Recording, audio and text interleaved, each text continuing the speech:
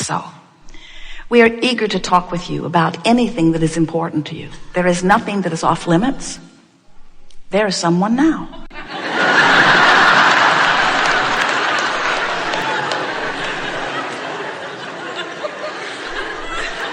You will notice a perfect unfolding, because you have to know that this meeting has assembled long before you dragged your physical bodies here. In other words, who you are and the larger part of you has already assembled in this vortex of creation, you see. And so we are well aware of who you are and what you're asking for. As people come forth, we'll call you one at a time, and we will visit with you about whatever is on your mind.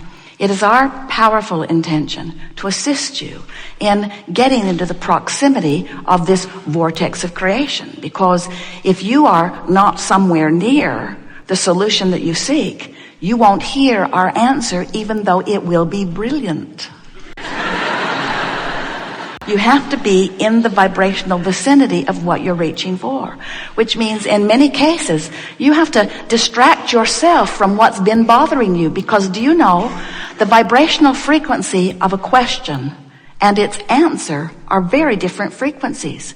The vibrational frequency of a problem and a solution are very different frequencies. And so we want this forum to be an opportunity for you to listen and feel and come into vibrational concert with who you really are, which means we're going to do our best to distract you from the vibrational patterning of what's been holding you apart from who you are. We want you in the vortex. That's where you belong. But we don't ever want to imply that you should just get in there and remain in there. You'd have to croak to do that. You came forth in physical form with the distinct intention of exploring contrast for the purpose of expansion, for the purpose of joyous expansion. Not one of you said, I'll go forth and I'll struggle and strive and I will launch rockets, but I won't go.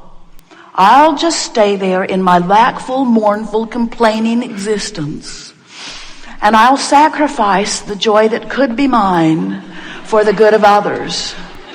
Not one of you said that. Every one of you said, I'll go into natural contrast, and from it I will choose. And once the choice is made and the larger part of me gives undivided attention to the choice, I will too.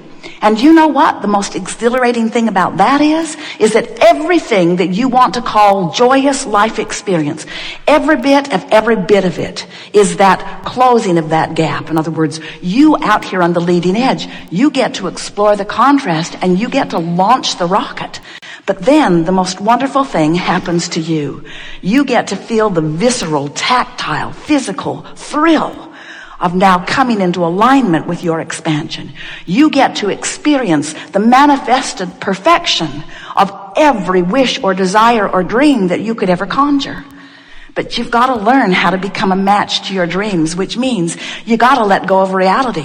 You got to let go of the reality of the isness of now, because some of it's good and some of it is not the way you want it to be. And you've trained yourself to be so very objective. You weigh the pros and the cons and the pluses and the minuses. You find things, you may not believe this, but you find things in your historical history. You find things in your history that were awful, and you make monuments about them. And then you drag your blessed new little ones down the long, awful trail of all of that history. As your children are born, you say, I've been here longer and I know how bad it can be. You're fresh and new and naive, but I see it as my job to change that as quickly as possible.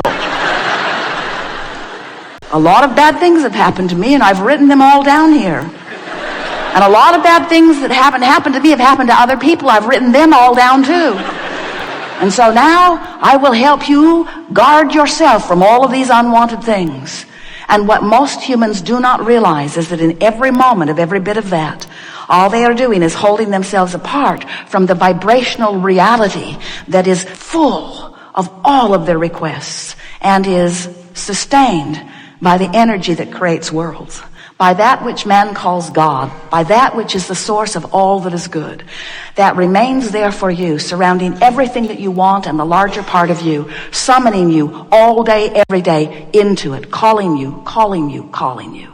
And when you answer that call, when you move in the direction of that, you feel the relief of releasing the resistance. With every particle of resistance that you release, with every bit of movement toward who you really are, you feel yourself blossoming and blooming and becoming that being that you have already become, vibrationally speaking. So when we tell you you are vibrational beings, how does that set with you? Are you all right with that? When we tell you that you are source energy in a physical body, does that sort of kind of make sense to you? When we tell you that you're exploring contrast and that the contrast helps you to choose, do you get that? And when we tell you that when you've chosen, that the larger part of you embraces your choice and holds it for you eternally, waiting for another amendment and waiting for you to become a vibrational match to it, can you relate that to the wonderful aspects of your life? Do you get that? Do you now understand the emotions within you and what they mean? Do you know that the source within you is one who loves? Do you know that? And do you know that that's why when you find someone that you're not appreciating, when you're finding fault or blame, when you're condemning someone or something, even when by your physical standards they darn well deserve it, do you now understand what that negative emotion means? It means you departed from who you are. Source says you have the free will to do that, but you're not ever going to feel like you really feel when you hate, because you are a lover. The larger part of you loves. And when you don't love, you're not who you are. And there is a separation that you can feel in your solar plexus that feels like hate or anger. When you are afraid, do you know that it does not mean that you're receiving a warning bell that says there's danger? Do you know that when you're afraid, what it means is you have thought about something and therefore activated a vibration and therefore established a vibrational pattern of such separation from who you are that empty, awful feeling that you call fear simply means your thought is not in sync with who you are. You're draining yourself. Draining isn't the right word. You are disallowing the refueling, the refilling of who you really are.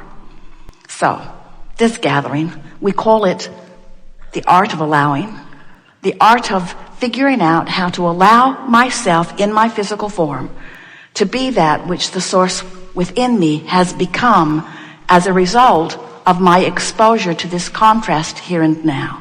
Do you see how it all fits together? There are no words to convey to you the appreciation that we feel from this non-physical vantage point for the leading edge work that you all are doing.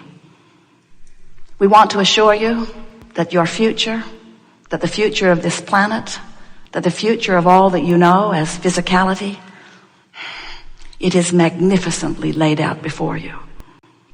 And when you find something to fuss and worry about, the most significance that has is that for you, right here, right now, you prevent yourself from being the full being that you really are.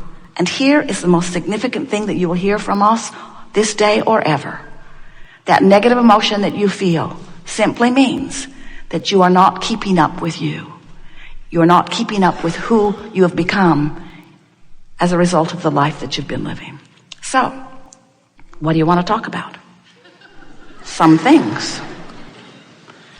So it's rather easy to be here in your physical body and to get yourself vibrationally separated.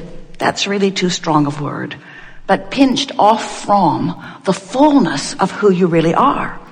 Your emotions let you know how you're doing in that regard. Your emotions let you know in every moment that you are consciously aware of the vibrational relationship between the non-physical source energy part of you and the thought that you are thinking right here in this moment. So here is how it works, and we're just briefly going to give this to you. We want this to be something that you significantly understand, and all day long we'll bring you back to this realization, because an acceptance of the reality of the whole that is you is necessary before you can be the joyous, creative being that you have come forth to be. So before you came into this physical body, you were non-physical energy, and a part of that consciousness came forth into the personality that you know as you. So here you are in this body, you that you know as you and you that others know as you. and you are exploring the variety of this leading edge time-space reality, this leading edge, magnificently balanced, contrasting environment where by knowing what you don't want, you can come to clearer preferences about what you do want. And every time that preference is made, whether you speak it out loud or not, much more is happening that is happening on a nonverbal level than at verbal level. Hard to believe as much as you are talking to one another. But much more is happening vibrationally. So this rocket of desire is shooting forth from you all day, every day, rocket after rocket after rocket of what would be better, what would be an improved situation. Not just for you, magnificent humans, genius creators out here on the leading edge, but even the one-celled organisms, even that which is what you call dirt or rock or beast or flower. Everything that is consciousness is having exposure to environment, and everything that is consciousness, which is everything, is sending forth rockets of desire, rockets of improvement. That's why the evolution of all species occurs. So as this rocket of desire goes forth, the non-physical part of you, or the one-celled organism, or the rock, or the flower, or the beast, the non-physical part of you takes that rocket and holds the newly found preference, the newly found place, and holds it as a vibrational marker, waiting for you to vibrationally catch up to it. That's where your emotions come in. When life is giving you the experience of not enough of something you want, not enough money, for example, you're asking for more. In fact, we've been watching you. You're asking and asking and asking and asking and asking and asking and asking. And there is a veritable fortune amassed for you, vibrationally speaking, in what we are calling this vortex of creation. This is a vibrational reality that precedes all things that you call your manifested reality. Sometimes our physical friends are annoyed as we wave arms around and describe this vortex of creation, this vibrational reality. They just say, "Show me the money, Abraham." I want to believe you that airy-fairy stuff is real, but what I really want is the tangible evidence. And we want you to understand that once you've launched the rocket and once the source within you has acknowledged it and is holding to it, that there is a vibrational reality that is valuable. It's an escrow that you can count on, but you have to be a vibrational match to what you're asking for. And often, even though you want to be, you're not. You beat the drum of not enough money, and as you do, you're asking for more and asking for more, because whenever there's not enough, you are asking for more. And so Source is tending to and holding this fortune. And here's the thing that we really want you to understand. In this vortex of creation, where the larger part of you dwells, where law of attraction is assembling all cooperative components, that is the key reference for you to take away from this gathering. All cooperative components have already been assembled for the manifesting of all things that you are asking for. But the question that we want you to become aware of as you are here in this workshop today, we want you to ask yourself, am I in my physical form a cooperative component? And the answer is often you're the only uncooperative component. Because you're still beating the drum of I don't have enough, I don't have enough, I don't have enough. And you know why that is? Because your awareness of your reality has your nearly undivided attention. You're so busy looking at what is that you've forgotten that what is was only and will only ever be the bouncing off place for this vortex of creation where all things are happening. So what happens as you live your life just like you knew you would? The contrast helps you to do step one. Step one causes you to ask, and you do it all day, every day. You cannot turn that asking off. The entire universe is established to provide for you and everyone else you know this opportunity to continue to expand and evolve, even if you are a one-celled organism. So you're asking. And Source is not just answering. Source is literally becoming the vibrational equivalent of what you are asking for.